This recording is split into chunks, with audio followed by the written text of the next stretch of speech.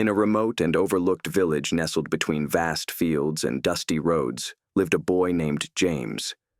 The village was far from the bustling noise of cities in progress. There were no hospitals, no high schools, not even a reliable clinic, just dusty paths, small mud houses, and people who had learned to live with less. But within this simple life, dreams still found a place to bloom. James was a curious and bright child. He would often sit under the neem tree near his house, reading whatever books he could find. From a young age, he was fascinated by science and the human body. When his grandmother fell ill, he saw how helpless his family felt. The village hakim gave herbs, but nothing helped. His grandmother passed away, and that pain stayed with James. It gave birth to a dream he wanted to become a doctor. His younger sister Sarah was just as driven. She admired James and often sat beside him as he studied. Though she was younger, she had a strong desire to bring change, especially for the women in their village who had no one to turn to during childbirth or illness. The two siblings often talked about the day they would return as doctors and open a clinic of their own. Their parents, Mr. and Mrs. Thompson, were humble farmers. They had little land but immense love for their children. They valued education, even if it came at a great cost.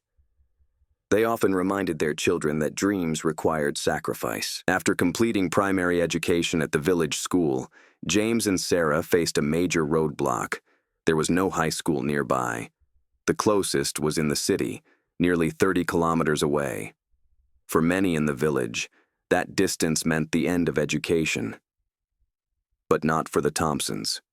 James pleaded with his parents to let him and Sarah continue their education in the city. It was a difficult decision. Mr. Thompson had to sell a piece of their farmland, the same land his father had passed down to him. It was a painful but necessary sacrifice.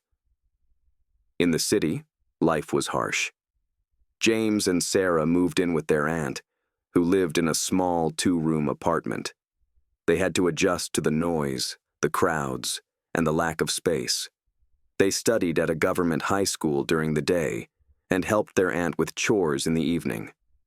To afford tuition, James tutored younger students, and Sarah learned to sew clothes, which she sold to neighbors. There were nights when the two sat under a dim bulb, fighting sleep as they revised biology and chemistry. Despite the exhaustion, they remained focused. Their bond grew stronger. They were not just siblings, but comrades in pursuit of a shared dream. 2 years passed, and both passed their high school exams with distinction. Their marks earned them places in a reputable medical college. It was the happiest moment of their lives and the most financially challenging. Medical education was expensive. Tuition, books, hostel fees, and living expenses piled up. Once again, their parents stepped up. Mr. Thompson sold another plot of land, and Mrs. Thompson took up stitching work from home. James and Sarah also continued part-time tutoring. College was a battlefield. The workload was intense. Days were filled with lectures, practical, and late-night study sessions. There were days when they felt overwhelmed, when they questioned whether they could make it. But then they'd remind each other why they started. Sarah developed a passion for women's health. She volunteered at city hospitals, witnessing firsthand how poor women struggled to access care. James, too, found his calling in general medicine. He was particularly moved by cases where timely diagnosis could have saved lives. During vacations, they visited their village and shared medical advice with locals. People began seeing them not just as students, but as future saviors. Their reputation grew, and so did their sense of responsibility. After years of tireless effort, James and Sarah graduated as certified doctors. It was more than a personal achievement. It was the fulfillment of a promise. Returning to their village was emotional. People lined the streets to welcome them with garlands and warm embraces. For the Thompsons, this was the moment they had dreamed of for years. Without delay, James and Sarah used their savings and a small loan to build a modest clinic. It had 3 rooms, a waiting area, a consultation room, and a small pharmacy. It wasn't grand, but it was exactly what the village needed. James took on general medical cases. He treated everything from fevers and infections to chronic conditions. Sarah led a campaign on maternal and child health. She educated women on hygiene, nutrition, and reproductive health. They offered free medical camps, first aid training, and school health checkups. Word spread quickly. People from nearby villages began traveling to their clinic.